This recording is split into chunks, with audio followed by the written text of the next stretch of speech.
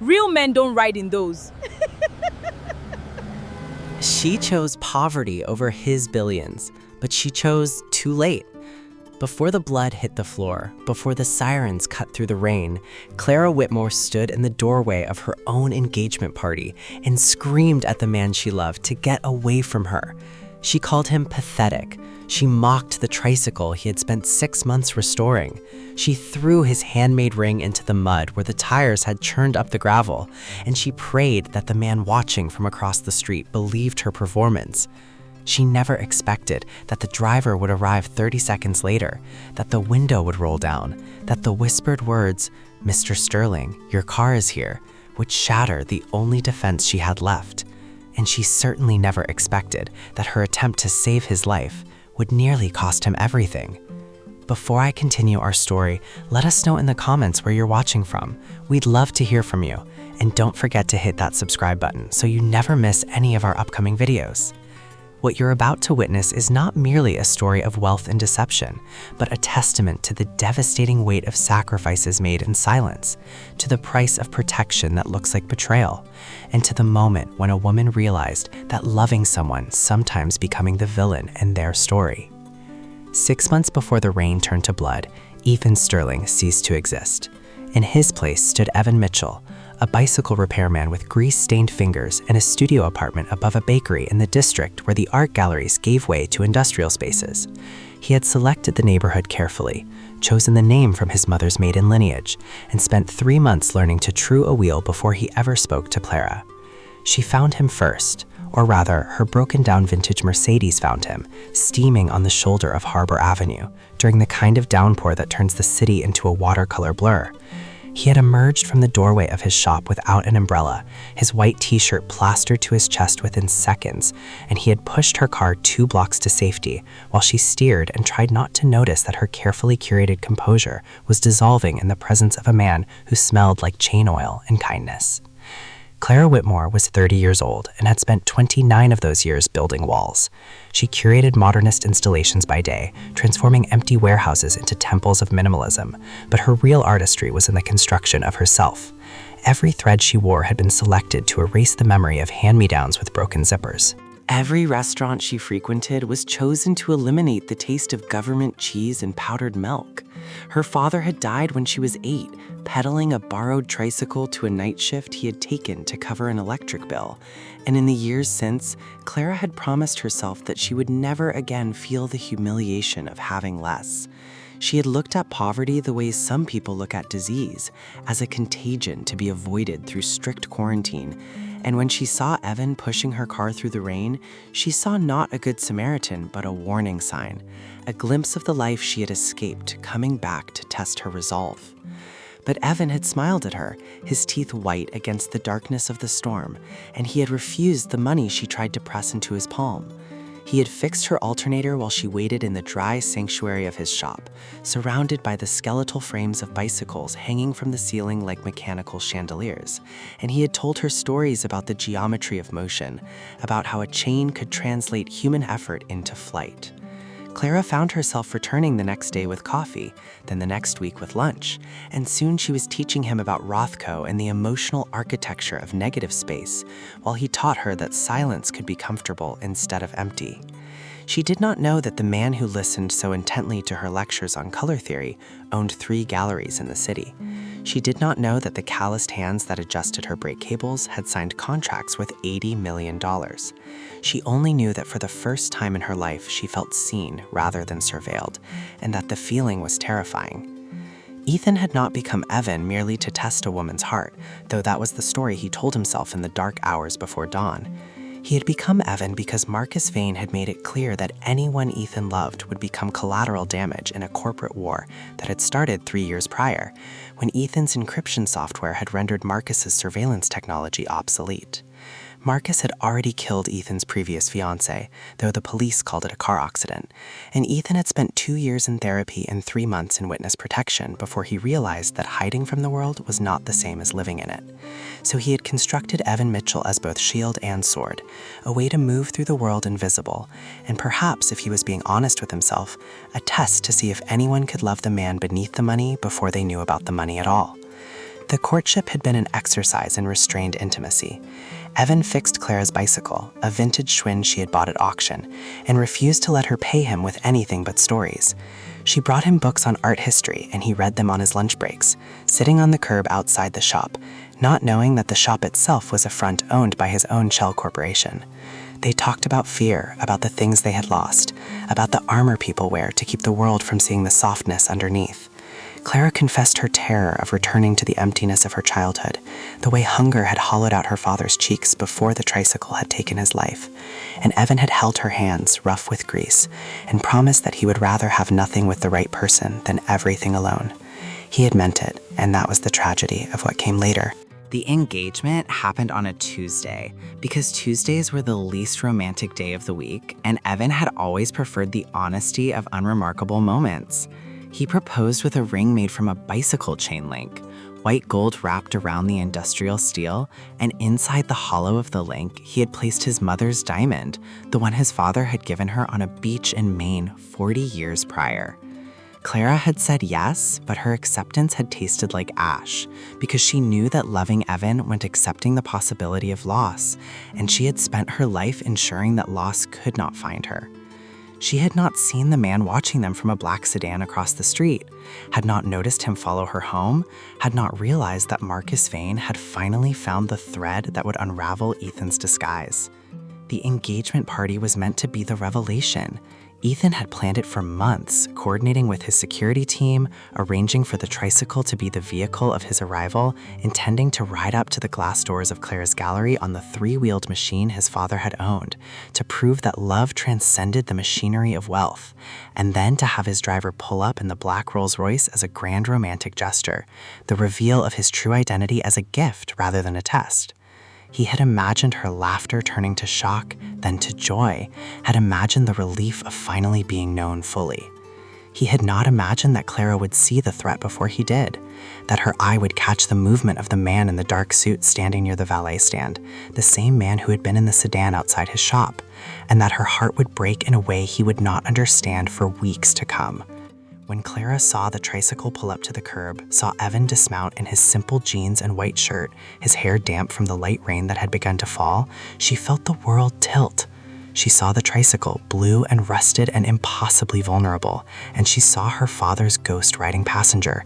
But more than that, she saw Marcus's man step forward, hand moving toward his coat, and she understood in a crystalline moment of terror that if Evan was celebrated here, if he was embraced as her fiancé, then Marcus would know that this was not just a poor man, but the Ethan Sterling he had been hunting. She had to make him leave. She had to make him hate her.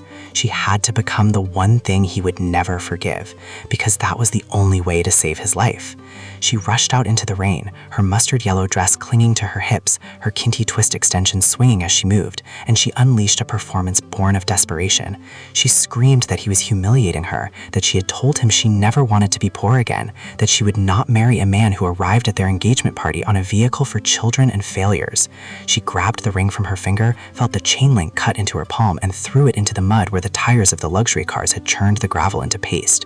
She told him to get away from her, her voice breaking on the words, her hands shaking so violently that she had to hide them in the folds of her dress. She saw the confusion turn to hurt in his dark eyes, saw the straight line of his jaw tightened with betrayal, and she saw him stand there, frozen, as the rain began to fall harder. And then the Rolls-Royce pulled up.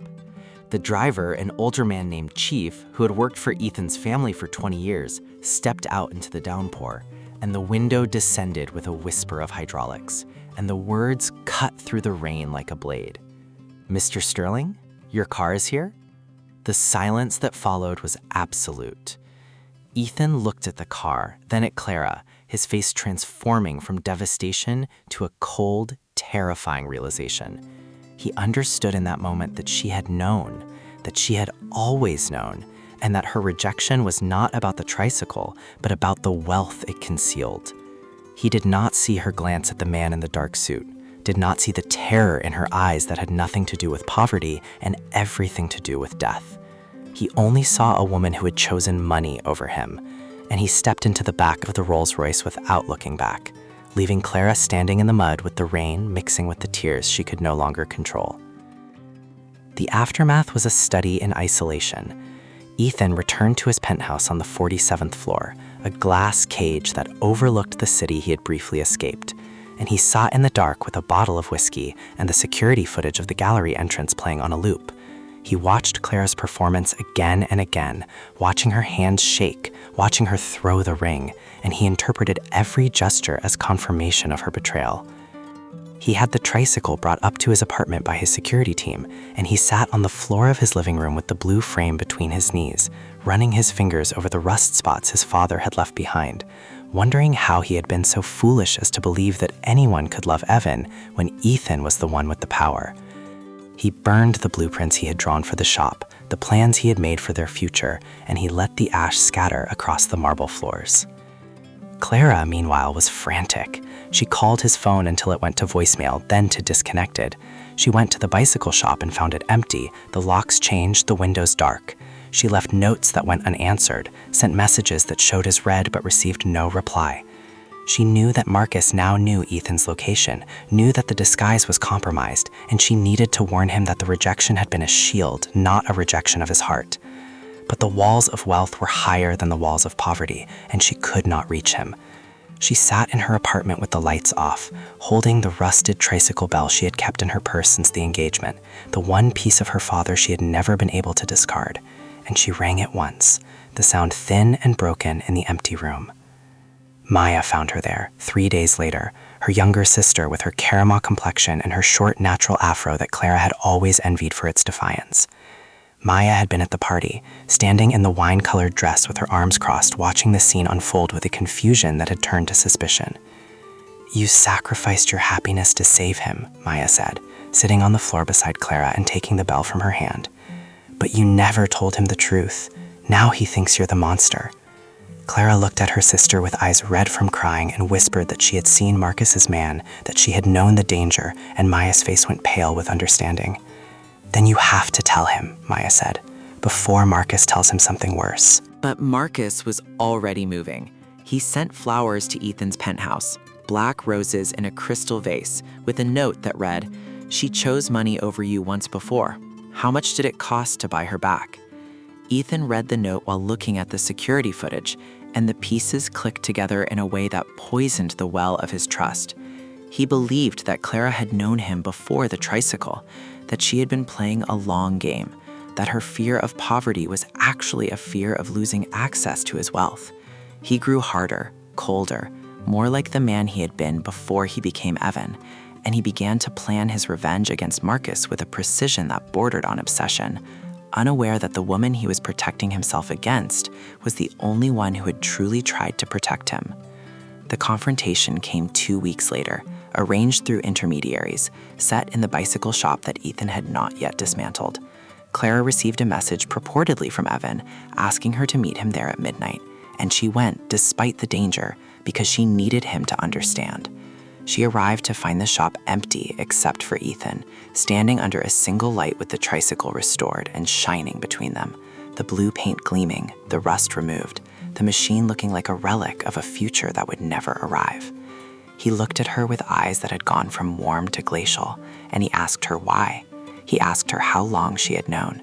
He asked her if the months of intimacy had been a performance designed to secure her place in his portfolio.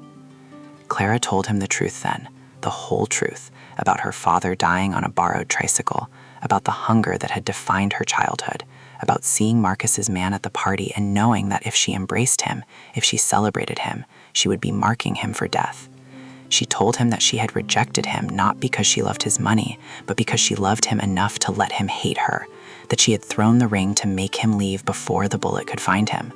She stood there in her teal dress, her hands shaking again, and she said, "You wanted to test if I could love a poor man, but you never asked if I had the strength to watch someone I love become poor again. I failed that test the moment you showed up on that bike, not because I don't love you, but because I love you enough to let you hate me." Ethan stood in the silence that followed, the weight of her words settling over him like sediment, and for a moment, the ice in his chest cracked. But before he could speak, before he could cross the distance between them, the lights cut out. The single bulb above them died with a sound like a sigh, and when the emergency lighting flickered on, casting everything in a red, hellish glow, Marcus Vane was standing in the doorway with 2 men behind him, guns visible in shoulder holsters. Marcus was smiling, his graying beard catching the red light, his eyes kind in the way that predators' eyes are kind when they have cornered the prey. He looked at Ethan and then at Clara, and he laughed. "How touching," Marcus said, his voice soft and terrible. "But Clara, you misunderstand the situation entirely. Ethan wasn't undercover to test your loyalty. He was undercover because I already killed his last fiancé. The Tricycle? That was his father's vehicle, yes. The man who drove it died in a hit and run that I arranged, just like I planned for Ethan. Your little performance, your rejection, it didn't save him. It simply told me that he was important enough to you that you would hurt him to keep him safe, which makes you leverage." The revelation hit Ethan like a physical blow. He realized then that the test had never been a test at all, that his disguise had been a survival mechanism, not a romantic gambit, and that Clara's rejection had not marked him as safe, but had marked her as his weakness. Marcus had been watching the whole time, waiting for the moment when Ethan revealed himself, and Clara had inadvertently provided the map to his heart. The danger was not that she had rejected him, but that she had loved him enough to try to save him, and that love had painted a target on her back more clearly than any acceptance ever could. The next few minutes unfolded with a terrible clarity. Marcus's men advanced, and Ethan stepped in front of Clara, his hands raised, trying to negotiate, to buy time, but Marcus was done listening. He drew a knife, a long blade that caught the red light, and he moved toward Ethan with the inevitability of gravity. But Clara was faster. She reached into her purse, her fingers closing around the rusted tricycle bell she had carried since childhood, the one piece of her father she had never been able to abandon, and she stepped between Ethan and the blade. She rang the bell, a clear, high sound that seemed impossible in the tension of the room, and the noise triggered the recording device that Ethan had hidden in the tricycle seat months ago, capturing Marcus's confession in high-fidelity audio. The police raid that followed was a blur of motion and shouting, the result of Ethan's backup plan, the security team he had never told Clara about, stationed outside for weeks waiting for Marcus to make his move. But in the chaos of the raid, as officers swarmed the shop and Marcus's men were subdued, Marcus lunged one final time, the knife aimed at Ethan's heart. Clara moved without sinking, her hand coming up to block the blade, and the steel cut through her palm, severing tendons, scarring her deeply, damaging the fine motor control that she needed to curate art, to handle the delicate installations that defined her career. She fell to the floor with the blood pouring from her hand, and Ethan caught her, screaming her name, the name he had whispered in the dark when he was Evan, and she was his salvation. The hospital room was white and silent, the beeping of monitors providing the only percussion to their reconciliation. Ethan sat by Clara's bed, her bandaged hand resting in his, the stitches visible through the gauze, and he looked at the tricycle through the window, being loaded onto a police evidence truck. He told her then that she had chosen poverty for him, not the poverty of empty pockets, but the poverty of being alone, hated, misunderstood, rejected by the person she had tried to save. He told her that was the only wealth that mattered, the willingness to lose everything for someone else, and that he had been blind not to see it sooner. He asked for her forgiveness for testing her, for doubting her, for letting his own trauma convince him that her love was transactional. Clara looked at him with her large, expressive eyes, the fear finally gone from them, replaced by a weary peace, and she told him no more tests, no more masks, no more Evan or Ethan, but just the man in front of her, broken and whole in equal measure. She slipped the bicycle chainring back onto her finger, the metal warm from her skin, and she told him that she would rather walk in the rain with him than ride in a Rolls-Royce with anyone else. They sat in silence for a long time, the afternoon light turning gold against the white walls, two people who had tried to protect each other with deception and had nearly destroyed the thing they were trying to save. The resolution came 3 days later, when the doctors cleared Clara to leave. Ethan had sold the penthouse, liquidated the shell corporations, transferred the bicycle shop to a nonprofit that taught mechanical skills to at-risk youth. He met Clara at the hospital entrance, with no car waiting, no driver, no umbrella against the light rain that was falling. Just the two of them, standing on the curb, his hand on her lower back, her bandaged hand in his. They walked away from the hospital together, into the drizzle, into the uncertain future. And for the first time in both of their lives, they were not hiding, they were not testing, they were simply present, choosing each other over the armor they had worn for so long, discovering that the only wealth that endures is the courage to be seen fully, without disguise, without defense, standing in the mud and the rain, with nothing but the truth between them. Before we conclude, let us know in the comments where you're watching from. We'd love to hear from you. And don't forget to hit that subscribe button so you never miss any of our upcoming videos. The story of Ethan and Clara reminds us that we spend our lives afraid of being poor, of having nothing, of returning to the emptiness we have fought so hard to escape. But love is not about having everything. It is about being willing to lose everything and discovering that the person standing beside you is your only true wealth. It is about recognizing that sometimes the harshest rejections are born from the deepest loves, and that the test of a heart is not whether it can accept poverty, but whether it can survive the sacrifice of being misunderstood in order to protect what matters most. The tricycle was eventually returned to them, cleared of evidence, restored once more, and it sits now in the gallery that Clara reopened, not as a symbol of shame or poverty, but as an installation piece titled The Test of Rain. Visitors come to see the blue frame, the 3 wheels, the bell that rang out in the moment of truth, and they read the placard that explains how a woman threw away her happiness to save a man's life, and how he finally learned to see her. The ring remains on Clara's finger, the chain link sometimes catching the light of the gallery spotlights, a reminder that the strongest bonds are forged not from gold or diamonds, but from the willingness to endure the fire of misunderstanding and emerge whole on the other side. Ethan never returned to being Evan, but he kept the grease-stained t-shirt in a drawer, and sometimes on quiet evenings, he would wear it while fixing the plumbing or building shelves, keeping his hands rough to remember the man he had been when he learned what mattered. Clara kept the rusted bell on her desk, and she would ring it once every morning, a ritual of gratitude for second chances, for scarred hands that could still create beauty, for the love that had survived the lie that was meant to protect it. They lived in a small house near the water, with windows that let in the rain, and they walked everywhere they could because they had learned that the destination mattered less than the company on the journey. Marcus Vane was convicted on the evidence captured that night, the recording from the tricycle seat sending him to prison for a sentence that would outlast his usefulness. Maya visited him once, her athletic frame filling the doorway of the prison visiting room, and she told him that love had defeated him, not because it was strong, but because it was willing to break itself to save another. She left him with the image of her sister's scarred hand holding Ethan's, and she walked away without looking back, knowing that some damages cannot be repaired, only survived.